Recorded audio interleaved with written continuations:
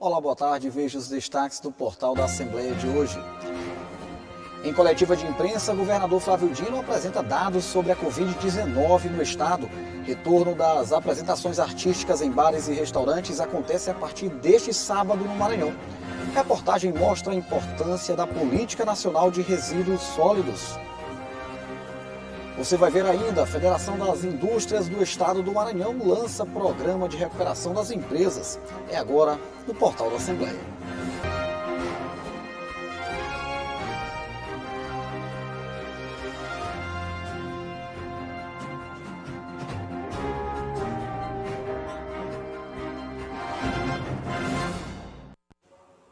Em entrevista coletiva agora pela manhã, o governador Flávio Dino anunciou que o Maranhão está discutindo a assinatura de um protocolo com o governo da Rússia para ter acesso à vacina contra a Covid-19 que está sendo produzida. O governador também informou que houve ligeiro crescimento de casos do novo coronavírus na região de Imperatriz. O governador Flávio Dino começou a entrevista coletiva lamentando a morte do prefeito de Paraibano, Zé Hélio, vítima da Covid-19. Ele aproveitou para reforçar o respeito à memória dos mais de 105 mil brasileiros mortos pelo novo coronavírus e ressaltou que é preciso continuar cumprindo as medidas sanitárias. Não podemos confundir a atenuação que, graças a Deus, obtivemos juntos com a eliminação do problema. Nós temos um processo de abertura das atividades públicas e privadas em curso. Esse processo irá continuar desde que haja a compreensão nítida de que a abertura não significa a dispensa do cumprimento das normas sanitárias. O governador também chamou atenção para o crescimento da ocupação hospitalar na cidade de Imperatriz nos últimos dias e explicou que o governo está tomando medidas preventivas sobre o fato.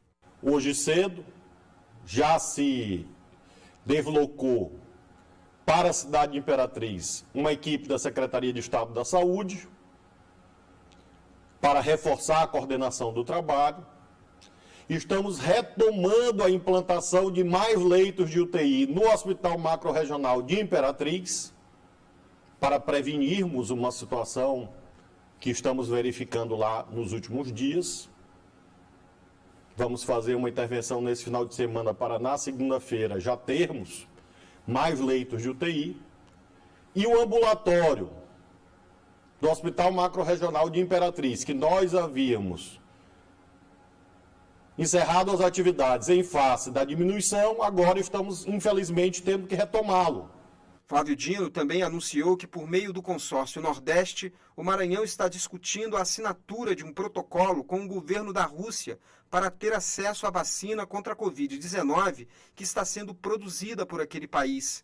O Estado do Maranhão está aderindo a um protocolo, ainda de caráter preliminar, com o governo da Rússia, tendo em vista que há uma notícia, ainda não confirmada, validada definitivamente, de que aquele país obteve avanços no que se refere à pesquisa da vacina. Sobre eventos relacionados a campanhas eleitorais, o chefe do Executivo maranhense disse que qualquer tipo de intervenção da vigilância sanitária ou da polícia só poderá ser feito mediante orientação do Poder Judiciário ou Ministério Público. Quem exerce, do ponto de vista legal, o poder de polícia sobre o processo eleitoral é a Justiça Eleitoral e o Ministério Público Eleitoral. E nós estamos aguardando as orientações. O governador também apresentou gráficos sobre a pandemia do novo coronavírus no Maranhão. O primeiro deles mostrou a diminuição do número de pessoas doentes no estado. Eram 18 mil há um mês, agora são 7 mil. Em outra tela, demonstrou que o Maranhão tem uma taxa de transmissão do vírus igual a 1, uma das menores do país. Assim como o número de óbitos, que caiu 24% nas últimas 2 semanas. Outro dado destacado foi a taxa de ocupação dos leitos de UTI e clínicos. Mais uma vez, a tendência de queda foi registrada, com exceção da região de Imperatriz, que tem 55,56% dos leitos de UTI ocupados. Em face dessa situação de Imperatriz, eu estou novamente desagregando. E vejo que São Luís mantém uma taxa de ocupação menor, porém Imperatriz uma taxa de ocupação maior. Não ainda em termos de colapso, mas uma taxa de ocupação de 55% de leitos de UTI, 59% de leitos clínicos em face do coronavírus. Flávio Dino anunciou novas medidas no que diz respeito ao retorno de pequenas atrações musicais e a retomada de pequenos eventos públicos e privados no estado. Infelizmente, o governo federal tem sido muito lento na implementação da Lei Aldir Blanc, que foi aprovada no Congresso Nacional, e, portanto, houve uma demanda de profissionais e nós estamos atendendo em parte. Não vamos autorizar, nesse momento, grandes shows, grandes eventos. Não podem ser feitos. Ainda sobre a pandemia, foi divulgado no Diário Oficial da União nesta sexta-feira que os planos de saúde estão obrigados, a partir de hoje, a cobrir exames para diagnóstico do novo coronavírus que provoca a Covid-19. A decisão tomada pela diretoria colegiada da Agência Nacional de Saúde Suplementar prevê a cobertura para a pesquisa de anticorpos IgC ou anticorpos totais, que são aqueles que identificam ou não a presença do novo coronavírus no organismo. Com o objetivo de reduzir os efeitos da crise econômica provocada pela pandemia do novo coronavírus, a Federação das Indústrias do Estado acaba de lançar o programa Avança Maranhão. A ideia é melhorar os índices econômicos no território maranhense. O plano Avança Maranhão foi lançado de forma presencial com transmissão pela internet na sede da Federação das Indústrias, a FIEMA, com a presença do vice-governador Carlos Brandão e de representantes de entidades da indústria, comércio e agricultura do Estado. Trata-se de um programa de recuperação econômica das empresas que tiveram prejuízos financeiros por conta da pandemia do novo coronavírus. Eu acho uma iniciativa muito válida, isso está acontecendo em alguns estados. O Maranhão precisa retomar a nossa economia para a gente continuar sendo esse estado promissor, gerando emprego e renda. Nós vamos fazer um atendimento, que eu chamaria até de emergencial, às empresas, aos seus trabalhadores, tá certo? Para que juntos eles possam ter forças para continuar ou até para retomar. Como a gente verificou na elaboração do projeto, que nós precisamos retomar a economia no Maranhão. As ações também vão acontecer por meio de unidades móveis que vão até as empresas cadastradas, com assistência técnica, jurídica e serviços de saúde. O atendimento começa pela capital. Até o final deste ano, as unidades móveis também vão circular pelas cidades do interior do estado. O plano Avança Maranhão vai contemplar mais de 4.700 micro, pequenas e médias empresas do estado. Para isso, serão investidos mais de 29 milhões e meio de reais. Cerca de 150 mil trabalhadores do estado serão beneficiados com um plano emergencial. Tivemos aí praticamente 5 meses do comércio parado, retomamos aí praticamente há 30 dias. No entanto, mesmo com a retomada, o comércio ele ainda não conseguiu aquecer, seja por uma mudança do próprio consumidor, seja por uma falta de adaptação dessas empresas nesse novo momento, até porque o mundo que nós estamos vivendo agora cada vez mais é o mundo digital.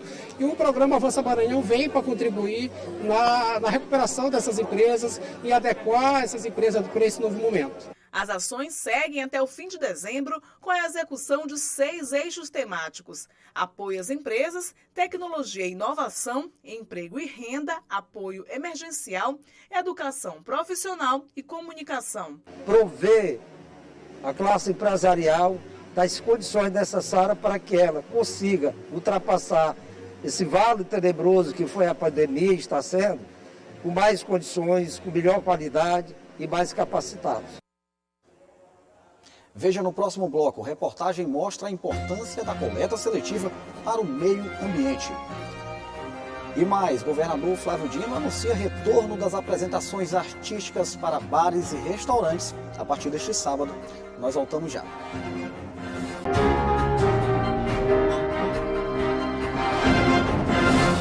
Uma série de regras foi estipulada para as eleições deste ano, que teve calendário alterado por conta da pandemia do novo coronavírus. Primeiro e segundo turnos já têm data marcada. É preciso ficar atento ainda às restrições para quem vai disputar o pleito deste ano. O primeiro turno das eleições municipais será realizado dia 15 de novembro e para cidades onde houver segundo turno, a data está marcada para 14 dias depois, no dia 29 de novembro. Faltando 3 meses para o pleito, os prazos de restrição já estão valendo para os candidatos a prefeitos e vereadores. O objetivo das condutas vedadas é garantir a igualdade entre os candidatos e inibir a utilização da máquina administrativa em favor de uma candidatura ou de outra.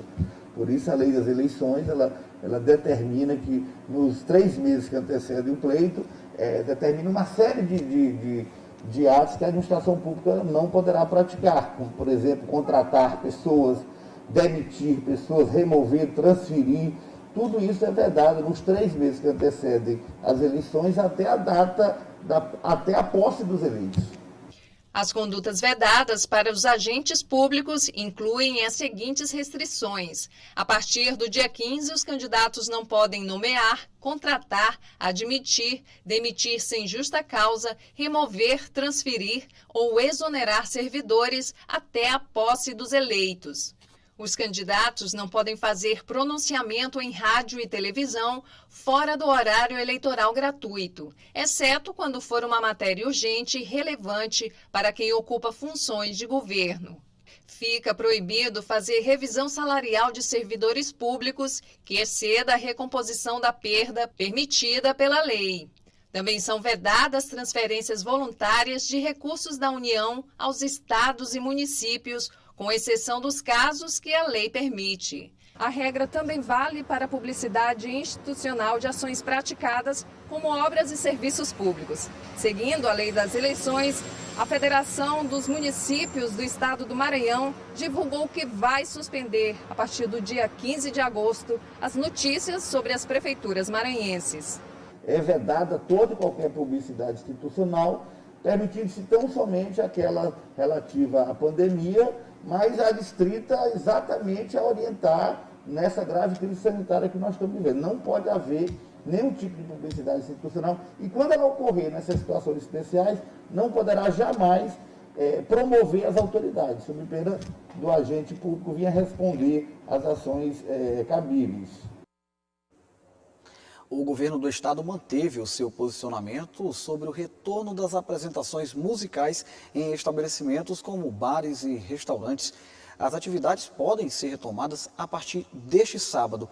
Quem tem maiores detalhes é o repórter Joelson Braga. Muito boa tarde, Joelson. Olá, boa tarde a você, boa tarde a todos que nos assistem. Isso mesmo, é que a classe artística foi uma das mais prejudicadas nesta pandemia. Eles foram os primeiros a parar. Isso porque a atividade está relacionada com a aglomeração. E aí, os artistas viveram meses de incerteza. Agora, a portaria do governo do estado permite, a partir deste sábado, dia 15, o retorno de atividades musicais em bares e restaurantes, mas com um protocolo próprio, cheio de regras. Vamos lá. Primeiro é que serão permitidas apresentações com até 2 integrantes. Por exemplo, voz e violão, voz e teclado, violão e percussão. Máscara obrigatória para todos, com exceção do cantor, do vocalista, e se tiver um instrumentista de sopro. Distanciamento de 2 metros, limpeza das mãos e nada de aglomeração. Os músicos deverão entrar e sair por acesso próprio, a fim de evitar contato com o público. O acesso ao palco deve ser isolado. E é preciso também estabelecer uma distância de 2 metros entre o palco e os convidados, ou o público. A montagem dos instrumentos, mesas de som e outras estruturas deve ser feita com até 3 horas de antecedência. E as regras também valem para bares e praças de alimentação em shoppings e galerias. Agora, continuam proibidas as grandes e médias atrações, onde há, com certeza, muita aglomeração. Portanto, está aí um alento para a classe artística do estado, com a reabertura agora, com o poder funcionar, os músicos poderem realizarem as suas atividades em bares e restaurantes a partir deste sábado, dia 15. Joelson Braga, para a TV Assembleia. Muito obrigado, Joelson. Tá aí, então, uma ótima notícia, tanto para os artistas quanto para o público. A gente assiste agora uma reportagem especial sobre a importância da coleta seletiva para o meio ambiente, uma importante ferramenta que faz parte da Política Nacional de Resíduos Sólidos. Há 10 anos, a lei que instituiu a Política Nacional de Resíduos Sólidos passou a valer no Brasil. Com ela, pretendia-se reduzir um dos maiores problemas do país, os danos ambientais causados pelos lixões a céu aberto e, consequentemente, a retirada de pessoas que trabalhavam nesses locais, correndo uma série de riscos, principalmente para a saúde. Apesar de ainda ser um desafio, iniciativas baseadas na Política Nacional de Resíduos Sólidos vêm mudando a realidade de algumas famílias do município maranhense de Passo do Lumiar. Com o fechamento do antigo lixão da cidade e o incentivo das autoridades, os catadores e catadoras decidiram se unir, formando a Copecari. Antes da cooperativa, a gente saiu do lixão. A gente vivia numa dependência, né, muito complicado e muito arriscado para a gente ir lá. E também arriscado de a gente pegar uma doença lá no lixão. De lá que a gente formou a cooperativa, com muita luta mesmo a gente saiu de lá, mas pela ajuda de Dr. Douglas e doutora Nádia. Nessa luta todinha a gente passou uma dificuldade muito grande daqui para conseguir para vir para dentro desse galpão. E daqui que a gente está conseguindo levantar de novo a luta para a gente conseguir ir para frente. A parceria do governo e a parceria do supermercado que estão doando para a gente. Aí foi melhorando mais a venda e melhorando mais o dinheirinho para a gente, né? Dona Ionete, só quem sente na pele as dificuldades dessa luta sabe o valor de cada conquista. Antes, o trabalho dos catadores era todo manual e feito no lixão da cidade. Com a cooperativa, surgiram parcerias e melhoraram a qualidade de vida das famílias.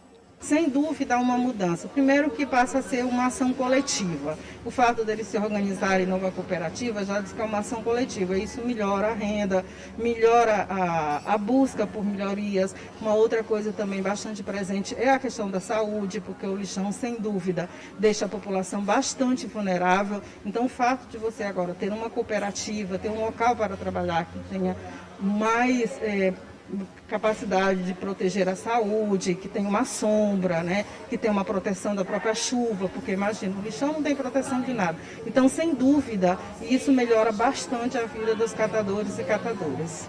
Do sol para o galpão. A cooperativa, que há 2 anos começou com 20 catadores e catadoras, hoje conta apenas com 8 pessoas que trabalham diariamente na coleta de materiais recicláveis, do papelão às garrafas PETs, resíduos que para muita gente é lixo, mas para eles significa sobrevivência.